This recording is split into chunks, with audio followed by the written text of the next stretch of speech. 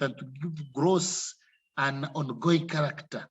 And in this stage, there should be expanding market and profits must be plowed back. Then he also said, after the takeoff, then you go to drive to maturity. This follows after a long period of sustainable growth.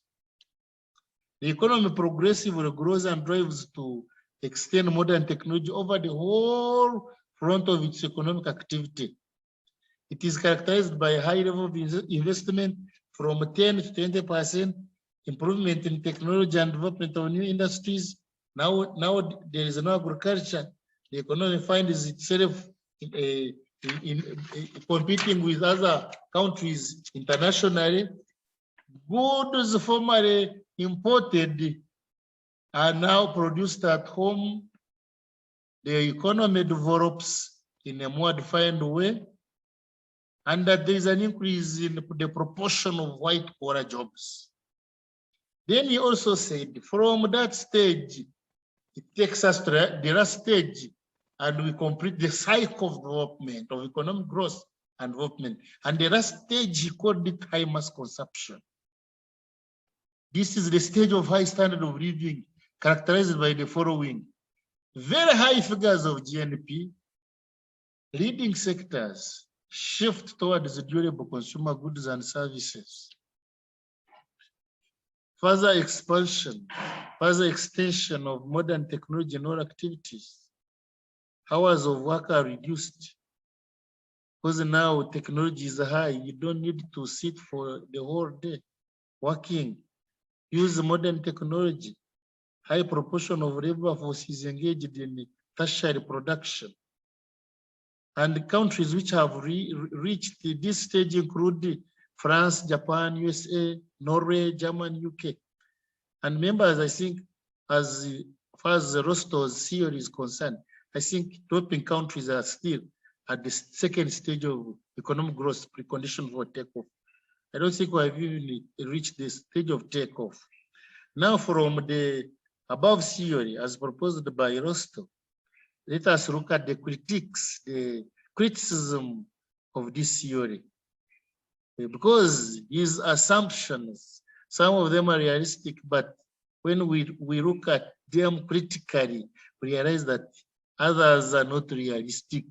So let us critique this theory and we look at the loopholes of the above theory of economic growth and development. The first criticism is that Rostov assumed that all countries follow these steps, but some countries may jump a step. You will find a country at takeoff and it will jump and go to high mass consumption. So he asserted as if all the stages must be followed chronologically, which in most cases is not the case. Number two, he did not consider the overlapping of the stages. He reasons as if developed countries must abandon agriculture, which is not the same. There are countries which are developed but still engaged in agriculture.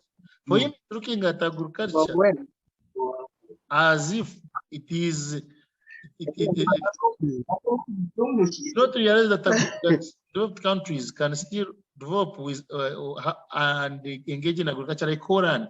Holland is an agricultural state, but it's developed. Holland. Then another criticism of this theory is about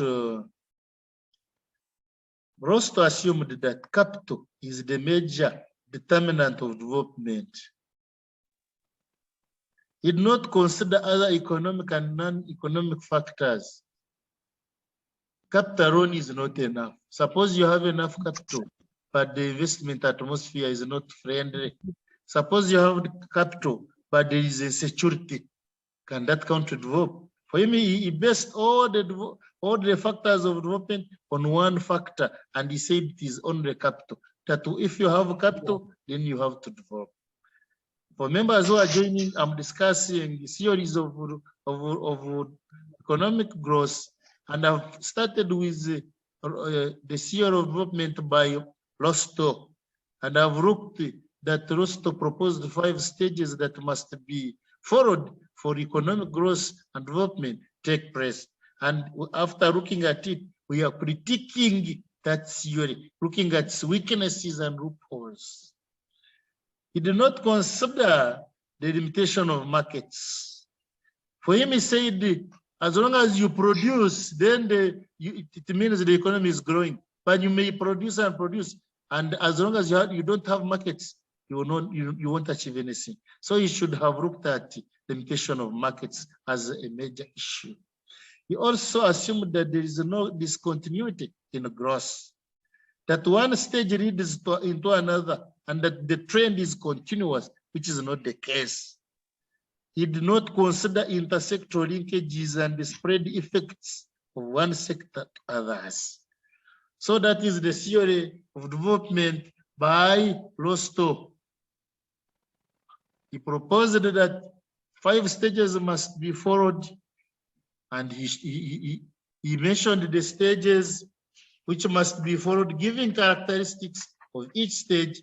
The first stage, he called it traditional society. The second stage, he called it precondition for takeoff, drive to maturity, and high mass consumption. And he explained the features of each stage. But after looking at the features and the stages, then you have to look at at side B, where you feel that the theory was not realistic. And we are saying some of the stages, some of what he proposed are realistic and can really help economies to reach economic growth and development, but others are not. And that's why we have looked at the criticism of Rostow's theory of economic growth. Having looked at the Rostow's theory of economic growth, we can also look at another theory. That was the first theory. Now let us move and look at another theory. And the good thing, I'm discussing with students who already have the notes. So you can now revise that topic we have just discussed and we move on. Let us now go to the second theory of growth called Karl Marx. Karl Marx also proposed this theory of economic growth. Karl Marx identified the contradictions and the class formation as causes for socioeconomic formation.